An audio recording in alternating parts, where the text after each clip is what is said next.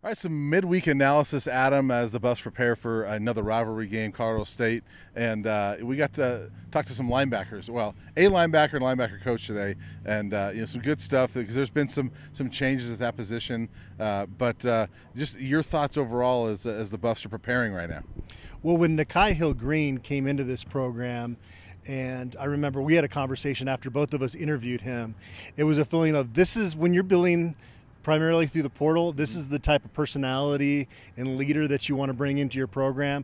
Yep. Somebody that really gets it. And some of the stuff that Nakai Hill Green was almost too polished because it was, not giving up too much, but he is a very good person in that locker room and somebody that started out at Michigan, knows what big time football looks like, got a chance to really thrive in a starting role at Charlotte last year, and he said this big stage is what I like. This is what I'm used to coming from Michigan, and so he said he really enjoyed the environment out at Memorial Stadium. Obviously, not the result, but he's graded out pretty darn well. He didn't play a ton against NDSU and had a nice performance against Nebraska, and so I think going forward you're going to see a lot of him and Bentley out there together, and a lot of it is just kind of based on what the opponent is going to run. As we heard Andre Hart talk about today, that Trevor Woods is their starter in their dime package, so you're going to see a lot more of him this week than you did last week against Nebraska. Yeah, and Hart also mentioned that he's reiterated to his room that it's week-to-week starters. I mean, there's no set starter.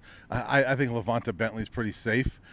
He's looks really good, and I asked Coach Hart this, but I feel like last year there was a point early in the season where Levanta got benched at one point. And when he came back from that point on, he was an absolute beast, and I think he's been really good the first two games. This year, we know he's banged up a little bit. Coach Hart said that today on Wednesday, as we're doing this, that he tried to keep him out. Bentley fought him on that, and he goes, I actually like that my middle linebacker is going to fight me on that, but we also got to take care of the body. And so it sounds like Bentley's going to be fine, but sort of like they've done with Travis Hunter, where we're going to rest you because we know exactly what you can do on Saturday. That's what they're doing with Levanta Bentley. I think he's safe. But I think it could be – we could go throughout the year, as long as they're healthy and not ejected for targeting, a lot of Nakai and Trevor Woods on that other spot. Yeah. With Bentley, I'll be honest, I thought there might be a time last year where he would sulk and really not live up to his potential here at Colorado, because he came in from Clemson with really high hopes. He was, talking about at Media Day prior to the 2023 season about his goals. And when Jawan Mitchell got put in there, I was thinking, gosh, okay, how is Bentley going to respond? And we talked about this last year. Super impressed with how he responded, obviously, and was maybe their most improved player in the second half of the season. And so to go from that, and like Coach Hart said, you can't wait till the middle of the season this time. You're a senior now. And so him to take that to heart, and he's got his whole clothing line, Trust the Process, and he's a good example of trusting the process because he didn't ever sulk. So it's cool, to see somebody that has had the right attitude and see that pay off for them. He's not the biggest linebacker, not the fastest linebacker, but you never have to question effort with him. It's kind of like Selman Craig on the back end. Those are guys that you don't ever question their effort when they're on the football field. Yeah, I think Levanta Bentley is playing his way into an NFL opportunity next year, and so it's fun to watch. I love watching good linebacker play, and he's been pretty impressive. Nakai, I thought, was impressive as well. But it is going to be interesting to see kind of how that group handles CSU's offense this week, and the secondary is a big part of it. Cameron Selman Craig, just because you went there, I want to go with that. I mean, he was such a beast. When you rewatch that game, you knew it watching the game live, but rewatching the game was like, wow, he was possessed, and I am going. We're not going to lose because of me, and and he was phenomenal from start to finish.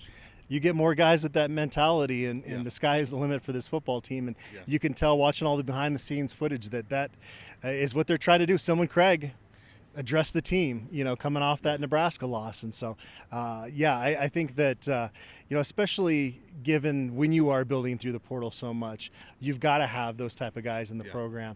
And that's why I am really anxious to see what happens on Saturday, because we know they didn't respond well to adversity in the second half of last season. You got punched in the mouth, and now you're going into a game where you can make the argument CSU's the worst team on their schedule this year, even though it's going to be a tough road environment and they're fired up there in Fort Collins. This is a game that is as close to a must-win as you can get 3 games into a season. Yeah, and we're going to get more into that later on this week. But one last thing, we're going to have our game preview I think Thursday or Friday. But one last thing before we get out here today, I want to go back to yesterday because Coach Prime talked about offensive line. That's obviously a big topic and will continue to be as long as it looks like it has. But he mentioned some personnel changes could be happening. And he also was asked about Tyler Johnson and paused and said Tyler's coming. I don't know if that necessarily means Tyler's starting this week, but I think we can look at Tyler Johnson. If things aren't going well early in that game, maybe Tyler Johnson gets a shot. It was a little tougher for him coming in, even though he had played so much football at Houston and started out at Texas, and you just loved some of the stats that were out there in terms of his pass protection. But he was hurt his first spring ball, didn't get that strong early impression. And then, you had other guys that had stepped up. But, if that O-line struggles again on Saturday, I think you don't have a choice but to make some changes. And that's maybe the silver lining here is that you actually have guys like Tyler Johnson that maybe you could insert in there if you need to, whereas last year that you just didn't have those guys.